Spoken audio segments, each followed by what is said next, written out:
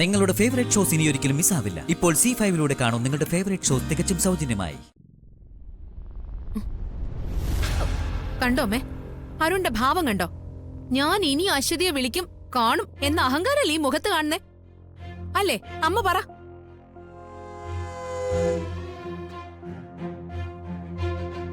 അല്ലെങ്കിൽ ഇവിടെ ഇപ്പൊ ഇങ്ങനെയാ. ആ അശ്വതിയുടെ കാര്യം വരുമ്പോ ആർക്കും ഒരു മിണ്ടാട്ടൂല. എല്ലാവരും അവളുടെ സൈഡാ. എനിക്ക് മനസ്സിലാവുന്നുണ്ട്. എല്ലാം എന്റെ വിധി. അനുഭവിക്കാന്ന്. ഐശ്വര്യ, വെറുതെ കരയില്ലേ? ഞാൻ എങ്ങനെ കരയാതിരിക്കും? ഞാനിത് എങ്ങനെ സഹിക്കും? അമ്മേ, ഐശ്വര്യ പോട്ടെ, കണ്ണു തുടക്കി. അരുൺ ജയിച്ചു എന്ന് കരുതണ്ട. അടുത്ത പണി ഞാൻ തരുന്നുണ്ട്. ചെല്ല്, മുകളിലേക്ക് ചെല്ല്, കുറച്ചു നേരം വിശ്രമിക്ക. ഇല്ല അമൃതേടത്തി, എനിക്ക് വിശ്രമിക്കാൻ പറ്റില്ല. എന്റെ വയറ്റില് ഒരു കുഞ്ഞുള്ളതാ. അതാ വിശ്രമിക്കാൻ പറഞ്ഞത്. ഇല്ല അമൃതേടത്തി, എനിക്കും ഇളമയില് കൊള്ളണം. എന്നാലേ എന്റെ വയറ്റിലുള്ള കുഞ്ഞിനും ആരോഗ്യം ഉണ്ടാകൂ, സുഖപ്രസവം നടക്കൂ. അതൊക്കെ ശരിയാ. അപ്പോ പുറത്ത് നടക്കാൻ പോവാ ഞാൻ. അതൊക്കെ നല്ല കാര്യം തന്നെയാ. അമ്മേ, ഞാൻ പറഞ്ഞ കേക്കില്ല. അമ്മ അരുണിനോട് പറ എന്നോടൊപ്പം പുറത്ത് നടക്കാൻ വരാൻ.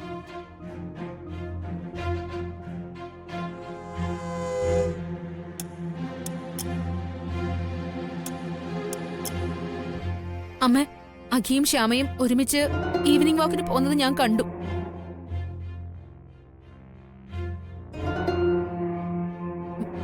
അപ്പോ എനിക്കും എന്റെ ഭർത്താവിനൊപ്പം തന്നെ നടക്കാൻ പോണം.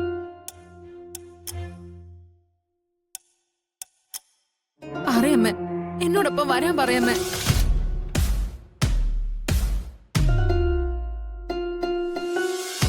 അരുൺ, അതമ്മേ, എനിക്ക് അത്യാവശ്യമായിട്ട് ഒരു സ്ഥലം വരെ പോകാനുണ്ട്. ആ സ്ഥലം എനിക്കറിയാം. അശ്വതിയുടെ അടുത്തേക്കല്ലേ? അത് ഞാൻ വിടില്ല. അരുൺ, നമുക്ക് പോവാം. ഐശ്വര്യ, നീ കൈവിട്ടെ. അരുൺ, എന്താ ഇത്?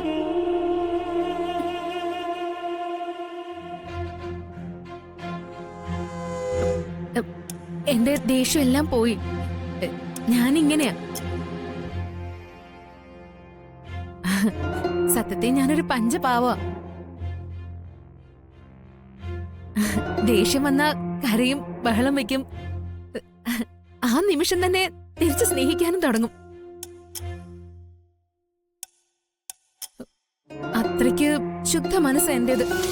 എന്തായാലും രണ്ടാളും കൂടി ഒന്ന് നടന്നിട്ടോ, ഒരു ചേഞ്ചും ആവുമല്ലോ. അമ്മേ, അത് ഞാൻ... അരുണെ, തർക്കിക്കാൻ നിൽക്കണ്ട, ചെല്ല്. ഐശ്വര്യോടൊപ്പം ചെന്നേ അമ്മ പറയുന്നൊന്ന് കേക്ക്.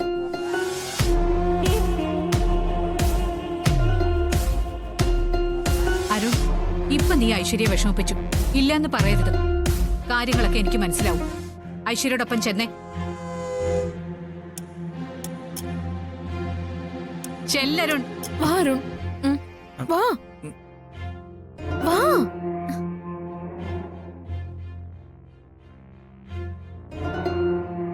ശ്യാമേ, ഞാൻ പറയുന്നത് നിങ്ങളൊന്ന് വിശ്വസിക്ക്. എനിക്ക് യാതൊരു വേദനയുമില്ല. ഐശ്വര്യത്തി, ഹോസ്പിറ്റലിൽ പോകുന്നുണ്ട്, എന്താ പ്രശ്നം? അഖി, നീ ശ്യാമയുടെ കാര്യം നോക്കിയാ മതി, എന്റെ കാര്യം നോക്കണ്ട. ഓക്കെ?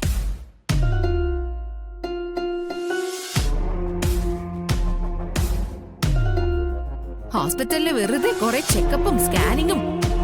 ഉള്ളിലുള്ള കുഞ്ഞിനാ കേട്. അതാരും മനസ്സിലാക്കുന്നില്ല.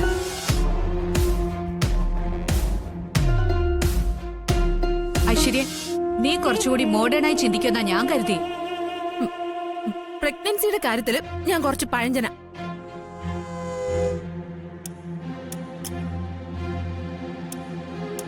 കൂടെ കൂടെ സ്കാനിങ്ങും എക്സ്റേ ഒന്നും എനിക്ക് പറ്റില്ല. ഉള്ളിലുള്ള കുഞ്ഞിന് അതിന്റെ റേഡിയേഷൻ പ്രശ്ന. ഞാൻ സമ്മതിക്കില്ല.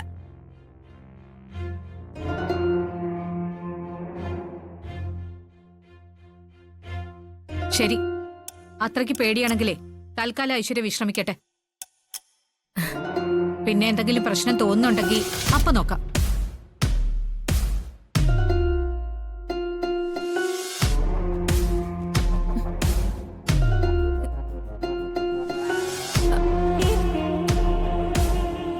ഐശ്വര്യ അത് പിന്നെ ഹോസ്പിറ്റൽ എന്നൊരു വാക്ക് എനിക്ക് കേക്കണ്ട. അതല്ല, നിനക്ക് നല്ല ക്ഷീണം ഉണ്ടല്ലോ, ഒരു ജ്യൂസ് എടുക്കട്ടെ എന്ന് ചോദിക്കാനാ വന്നത്. ഓ അതാണോ? ആ. ആ.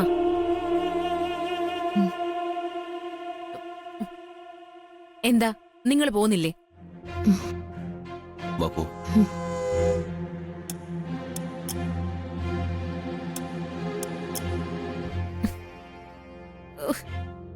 പിന്നെ ഹോസ്പിറ്റലിൽ ഞാനങ്ങ് പോവാൻ നിക്കല്ലേ.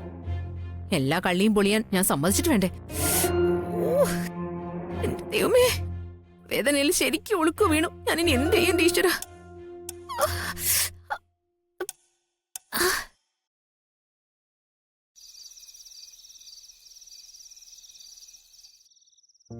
ഞാൻ പലതവണ ശ്യാമയോട് എന്റെ സംശയം പറഞ്ഞതാ. അതിപ്പോ വെറും സംശയമല്ല, ശരിയാണെന്ന് തന്നെ എനിക്കിപ്പോ തോന്നുക. എന്ത് സംശയം?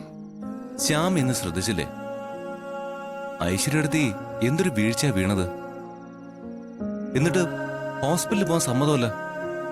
അതാ ഞാൻ പറഞ്ഞ ഐശ്വര്യടുത്തി പ്രഗ്നൻസി അഭിനയിക്കുകയാണെന്ന്. അങ്ങനെയൊന്നും പറയല്ലേ, പാവം കിട്ടും. ഏതെങ്കിലും സ്ത്രീക്ക് അതിന് കഴിയോ? അങ്ങനെ ഒരിക്കലും ആരും ചെയ്യില്ല. ആരും ചെയ്യില്ല, പക്ഷെ ഐശ്വര്യടുത്തി അതും അതിന്റെ അപ്പുറവും ചെയ്യും, സംശയമില്ല. അവർക്ക് കുറച്ച് അസൂയയും ബഹളവും ഒക്കെ ഉള്ളത് ശരിയാ, പക്ഷെ ഒരിക്കലും അങ്ങനെ അഖിൽ സാർ സംശയിക്കുന്ന പോലെ അഭിനയിക്കൊന്നുമില്ല. എന്റെ ശ്യാമെ, തനിക്ക് ശുദ്ധ മനസ്സായതുകൊണ്ട് അങ്ങനെ തോന്നുക. ഇത് സത്യത്തിൽ ഐശ്വര്യടുത്തിന്റെ അഭിനയം തന്നെ. ഒരിക്കലും അല്ല സാർ. പിന്നെ ഇങ്ങനൊരു വീഴ്ച വീണിട്ട് ഹോസ്പിറ്റലിലേക്ക് പോകാൻ ഐശ്വര്യടുത്തി കൂട്ടാക്കത്തെ എന്താ? അതുകൊണ്ട് പ്രശ്നമൊന്നും ഉണ്ടാവില്ല. അത് എന്നാലും അതല്ലല്ലോ, വയറ്റിലൊരു കുഞ്ഞുണ്ടെങ്കിൽ അതിനെന്തേലും പറ്റിയോന്നുള്ളൊരു ഭയം കാണണ്ടേ? ആ, ഈ സ്ഥാനത്ത് താനായിരുന്നെങ്കിൽ ഇപ്പൊ പോയി ചെക്കപ്പ് ചെയ്യില്ലായിരുന്നോ? അത് ശരിയാ, പക്ഷേ ഐശ്വര്യടുത്ത് ഹോസ്പിറ്റലിൽ പോയിട്ടില്ലെന്ന് കരുതി അങ്ങനെ നമ്മൾ സംശയിച്ചു പറയാൻ പാടില്ല. ഒന്ന് ആലോചിച്ച് നോക്ക്, അരുണേട്ടൻ ഐശ്വര്യടുത്തെ മനഃപൂർവ്വം തള്ളിയിട്ടതാണോ? അല്ലല്ലോ. എന്നിട്ട് അവരിവിടെ അമ്മയുടെ മുമ്പിൽ വന്ന് പറഞ്ഞെന്താ? അരുണേട്ടൻ മനഃപൂർവ്വം ചെയ്താണെന്ന്. അമ്മയുടെ മറ്റും വഴക്കും ചകാരോ അരുണേട്ടന്. ഇങ്ങനെയായ അരുണേട്ടൻ ഐശ്വര്യടുത്ത് നിന്ന് കൂടുതൽ അകലേ ഉള്ളൂ. അരുണേട്ടനോട് മനസ്സിൽ പകവച്ച് പ്രതികാരം തീർക്കുന്ന രീതിയാ ഐശ്വര്യടുത്ത് കാണിക്കുന്ന. ആരൊക്കെ എന്തൊക്കെ പറഞ്ഞാലും അത് ന്യായീകരിക്കാൻ എനിക്കാവില്ല. എപ്പോഴും അശ്വതി ചേച്ചിയും കുഞ്ഞുവാ അവരുടെ മനസ്സില്. അതിന്റെ ദേഷ്യം അരുണേട്ടനോട്. ഇത് ശരിക്കും മുന്നോട്ട് പോകുന്ന എനിക്ക് തോന്നുന്നില്ല. ഒരു ഭാര്യയുടെ പക്ഷത്തുനിന്ന് ചിന്തിക്കുമ്പോ ഐശ്വര്യടുത്ത് ചിന്തിക്കുന്ന ന്യായമല്ലേ? അശ്വതി ചേച്ചിയും അരുണേട്ടനും ശ്രീകുട്ടി ഒന്നും തെറ്റുകാരല്ലെങ്കിലും ഐശ്വര്യടുത്തേക്ക് മാത്രമുള്ളതാവണം അരുണേട്ടൻ. ഒരു ഭാര്യയുടെ പക്ഷത്തുനിന്ന് ചിന്തിക്കുമ്പോ അത് ശരിയാ. സ്വന്തം ഭർത്താവ് മറ്റൊരാളുടേതാണെന്നറിഞ്ഞ ഏത് ഭാര്യ അത് സഹിക്ക? സാർ അത് പറ. ഡൗൺലോഡ് ചെയ്യൂ C5 ആപ്പ്. കാണൂ എല്ലാ എപ്പിസോഡുകളും സൗജന്യമായി.